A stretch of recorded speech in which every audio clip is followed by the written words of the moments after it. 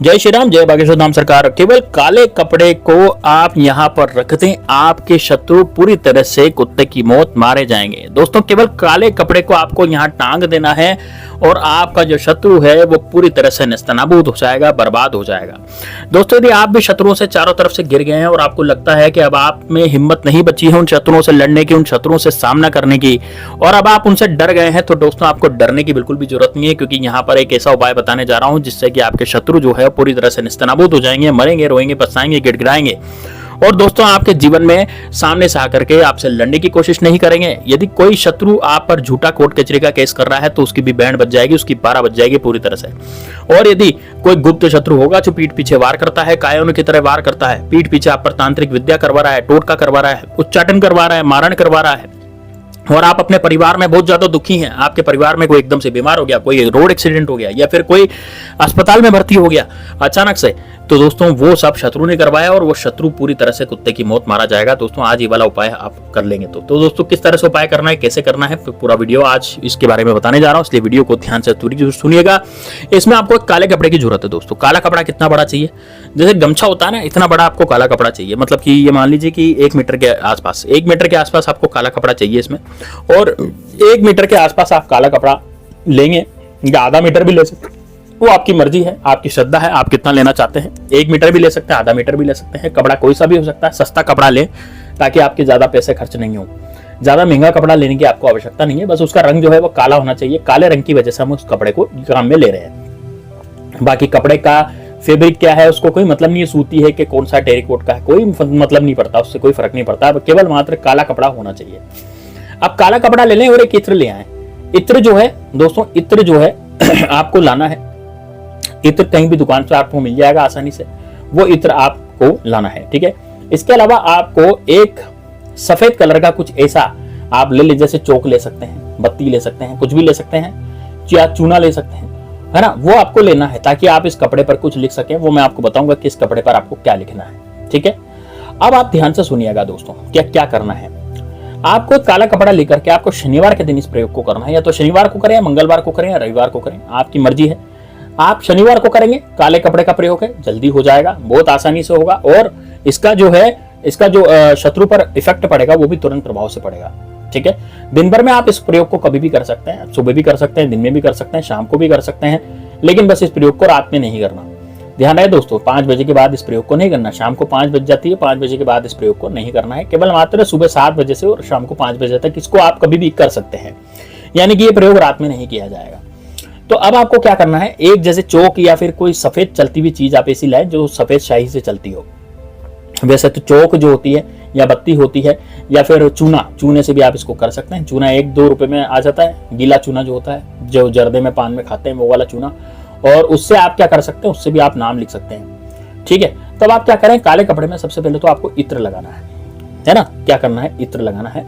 और इत्र लगा करके अब आपको क्या करना है, उस काले कपड़े पर आपको शत्रु का नाम लिख देना, आपका जो भी शत्रु हो, है ना। किससे लिखेंगे नाम आप चौक से लिख सकते हैं, सफेद कलर की चौक चलती है, या फिर आप किसी पत्ती से लिख सकते हैं, या फिर आप कर सकते हैं कि आप किसी चूने ऊने से नाम को लिख सकते हैं, ठीक है ना। तो शत्रु का नाम आपको लिखना है। शत्रु का नाम कैसे लिखेंगे, जैसे मान लीजिए मेरे शत्रु का नाम अजय है, तो मैंने वहां पर अजय लिख दिया। या फिर मुझे शत्रु का नाम नहीं पता, मेरे बहुत सारे शत्रु हैं, अनगिनत शत्रु, 1 से ज्यादा शत्रु मेरे पीछे पड़े हुए हैं, तो मुझे वहां पर शत्रु 1 से ज्यादा पीछे पड़े हुए हैं, तो मुझे केवल मात्र वहां पर शत्रु लिखना पड़ेगा। यानी कि मुझे उस काले कपड़े पर केवल क्या लिखना है, शत्रु लिखना है, ठीक है। काले कपड़े में मैं क्या लिखूंगा, केवल शत्रु।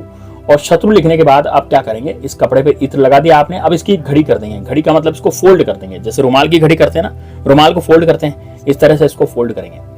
अब इसको फोल्ड करके आपको इसको जेब में रख लेना है ना। इसको फोल्ड करके आपको क्या करना है, आपको अपने जेब में रख लेना है ना। कहाँ रखेंगे, कौन सी जेब में रखेंगे, देखिए पैंट की जेब में रखना है ना। ऊपर की जो जेब होती है ना, जो हम टी शर्ट या शर्ट पहनते हैं उसमें जो जेब होती है, ऊपर की जेब, तो वहां रखें। यदि उसके पास नहीं है तो आप किसी पर्स में इसको रख सकते हैं, ठीक है, किसी पर्स में रख सकते हैं, लेकिन नीचे पैंट की जेब में इसको नहीं रखना, ठीक है ना। तो कोई पर्स ले ले, थैला ले लें, उसमें आप इसको डाल सकते हैं। अब आपको जाना है अपने आसपास जो भी कोई बरगद का पेड़ है वहां पर जाना है। अपने आसपास देख लीजिए कि कौन सा बरगद का पेड़ उपलब्ध है आपके घर के आसपास, जहां पर आपको कोई देख नहीं ले कुछ करते हुए, ठीक है ना। तो वहां पर जाकर के भी मैं आपको प्रयोग बता रहा हूँ क्या करना है।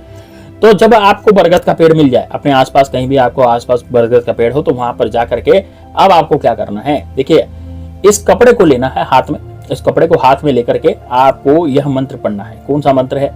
ये मंत्र है दोस्तों शत्रुनाश का मंत्र है ना। तो ओम क्रीम क्रीम शत्रुनाशनी क्रीम क्रीम फट स्वाहा, आपको ये पढ़ना। भी कितनी बार पढ़ेंगे मैं आपको स्क्रीन पे दे दूंगा ये मंत्र, ये आपको स्क्रीन पे दिख जाएगा, ठीक है ना। कौन सा मंत्र है? ओम क्रीम क्रीम शत्रुनाशनी क्रीम क्रीम फट स्वाहा, है ना। ये मंत्र आपको मैं स्क्रीन पर आपको दिख रहा होगा, आप लिख लीजिएगा कॉपी में। ये मंत्र है और ये मंत्र पढ़ के आपको 11 बार पढ़ के 11 बार इस पे फूंक मारनी है। जैसे मान लीजिए पहली बार मैंने मंत्र पढ़ा ओम क्रीम क्रीम शत्रुनाशनी क्रीम क्रीम फट स्वाहा, फिर एक फूंक मैंने इस कपड़े पे मार दी।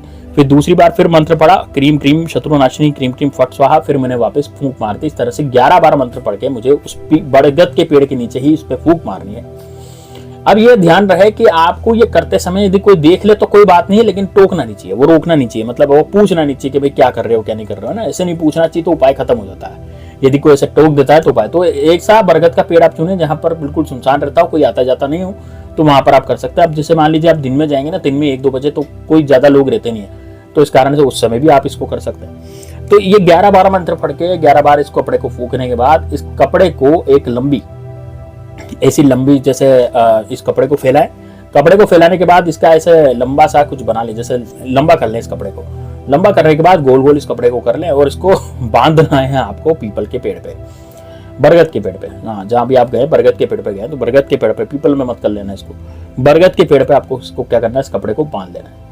बांध करके आपको वहां पर हाथ जोड़ना है, हाथ जोड़ करके बोलना है कि ये वाला शत्रु जो है जिसका नाम मैंने लिखा है, या फिर अब आपने जो शत्रु का नाम नहीं लिखा, आपने तो केवल मात्र शत्रु लिखा, तो आप ये कहेंगे कि मैंने जो यहाँ पर शत्रु लिखा है, मेरे जितने भी शत्रु हैं मैं यहाँ पर उसको छोड़ के जा रहा हूँ, यहाँ लटका के जा रहा हूँ। मेरे जितने भी शत्रु जिंदगी में मेरे पीछे पड़े हुए हैं उन सबका आप नाश करो वृक्षराज। आप पीपल हो और आप बरगद हो, बरगद में 33 करोड़ देवी देवताओं का वास होता है, साथ में ब्रह्मा विष्णु महेश का भी बरगद में वास होता है। तो बरगद का जो पेड़ है उनसे आपको हाथ जोड़ करके विनती करनी है। उसके बाद इस कपड़े को आपको यहाँ पर बांधना है। किसी भी एक डाल ले लें, कोई डाल पकड़ लें और डाल पर आपको इसको बांधना है। बांधने के बाद आपको बरगद के पेड़ से फिर से हाथ जोड़ करके प्रार्थना करनी है कि मेरे जितने भी शत्रु हैं उनको सबको मैं यहाँ पे छोड़ के जा रहा हूँ, और वो शत्रु मेरे पीछे पड़े हुए थे, वो शत्रु मेरे मुझसे ईर्ष्या करते थे, मेरा जो भी कार्य था वो नहीं होने देते थे, मेरा व्यापार बंदा देते थे, मेरा मैं जो नौकरी पे जाता था तो मुझे नौकरी छुड़वा देते थे, वो शत्रु मेरे जीवन में हमेशा दिक्कतें पैदा करते थे। तो आपको ये बोलना है कि वो जो शत्रु हैं वो मेरे जीवन में दिक्कतें पैदा नहीं करे, परेशानी पैदा नहीं करे, और मैं अपने जीवन में बिल्कुल स्वच्छ रहूं, स्वस्थ रहूं, और मेरे जितने भी कार्य हैं वो सारे कार्य बनते चले जाएं, कि मेरे बिगड़े हुए कार्य हैं वो भी बनते चले जाएं। यदि आपकी कोई दुकान नहीं चल रही है तो आप दुकान की भी वहां अर्जी लगा सकते हैं। यदि आपका कोई व्यापार नहीं चल रहा है, व्यापार की अर्जी लगा सकते हैं। आपके घर में कोई बीमार हो गया तो वहां भी आप अर्जी लगा सकते हैं। दोस्तों, तुरंत प्रभाव से व्यापार चलने लगेगा, जो आदमी बीमार है वो भी स्वस्थ हो जाएगा, आपके साथ अनहोनी घटना नहीं होगी। उल्टा आपका शत्रु जो आपसे आकर के लड़ता था, जिसका नाम आपने वहां टांगा है, वह शत्रु भी, उसके दिमाग पर इतना असर होगा कि वो शत्रु आपसे आकर के लड़ने की कोशिश ही नहीं करेगा। यदि झूठा कोर्ट कचहरी का केस कर लिया तो कोर्ट कचहरी का केस भी वापस लेगा, नहीं तो शत्रु बीमार पड़ जाएगा। इतना जबरदस्त उपाय है, इसको जरूर कीजिएगा दोस्तों। एक बार इस उपाय को कर लिया तो आपको कहीं भी जाने की जरूरत नहीं है। चलिए दोस्तों, मिलते हैं नेक्स्ट वीडियो में, तब तक के जय श्री राम, जय बागेश्वर धाम सरकार, हर हर महादेव।